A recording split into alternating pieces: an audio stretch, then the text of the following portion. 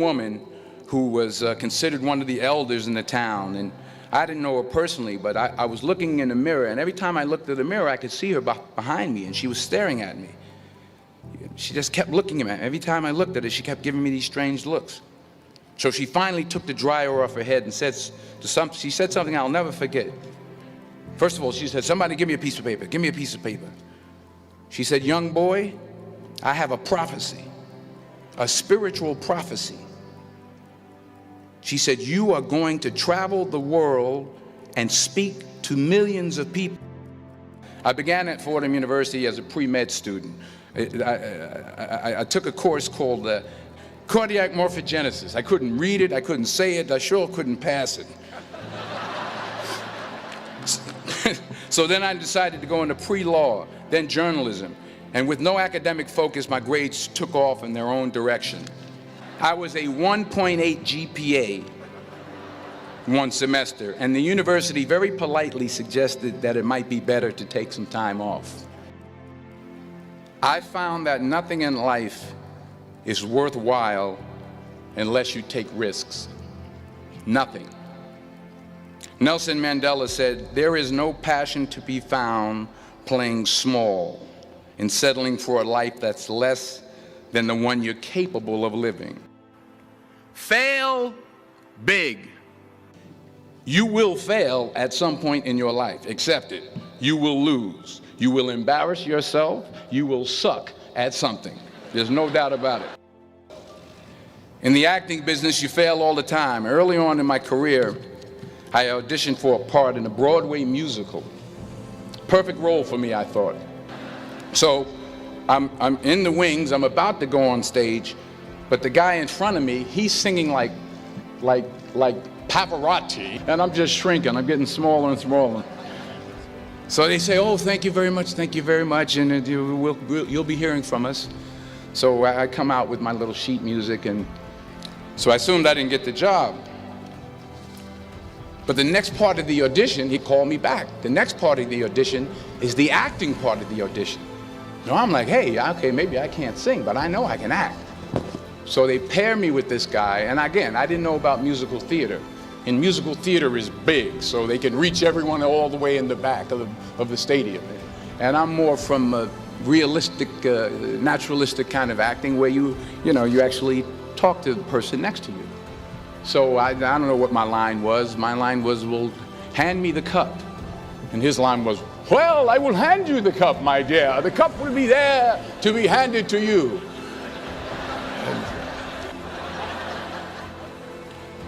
I didn't get the job. But here's the thing.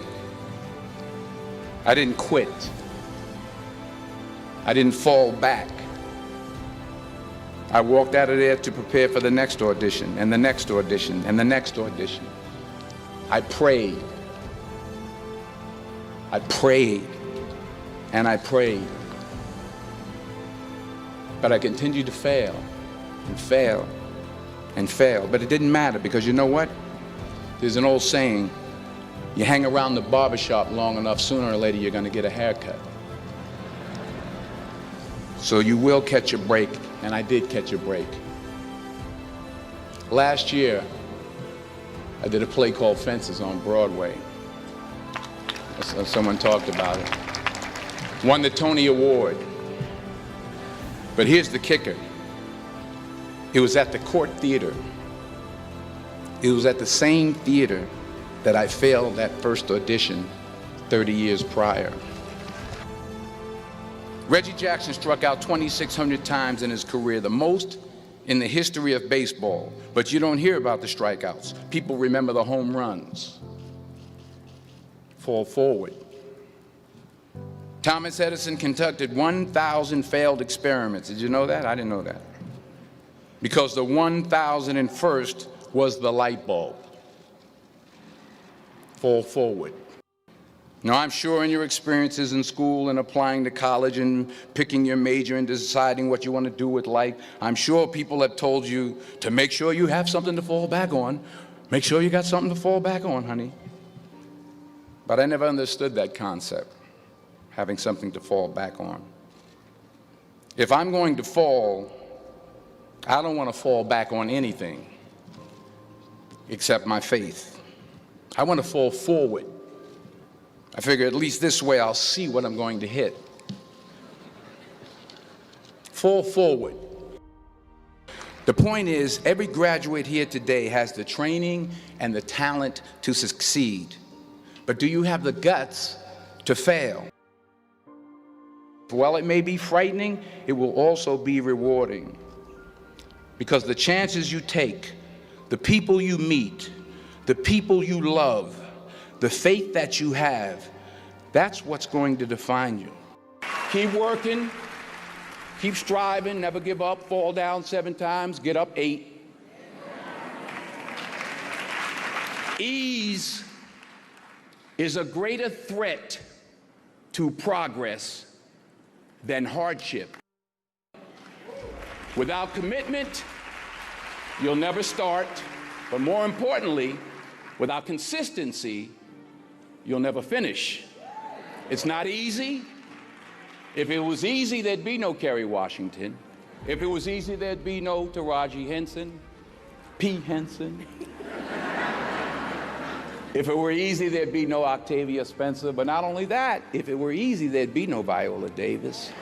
If it were easy, there'd be no Michael T. Williamson, no Stephen McKinley Henderson, no Russell Hornsby. If it were easy, there'd be no Denzel Washington. So, dreams without goals are just dreams, and they ultimately fuel disappointment.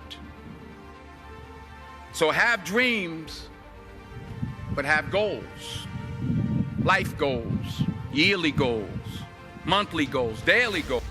Don't confuse movement with progress. Remember, just because you're doing a lot more doesn't mean you're getting a lot more done. In order to achieve your goals, you must apply discipline, which you have already done, and consistency every day, not just on Tuesday and miss a few days.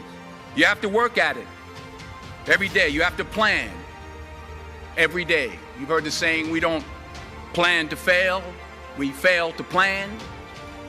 Hard work works.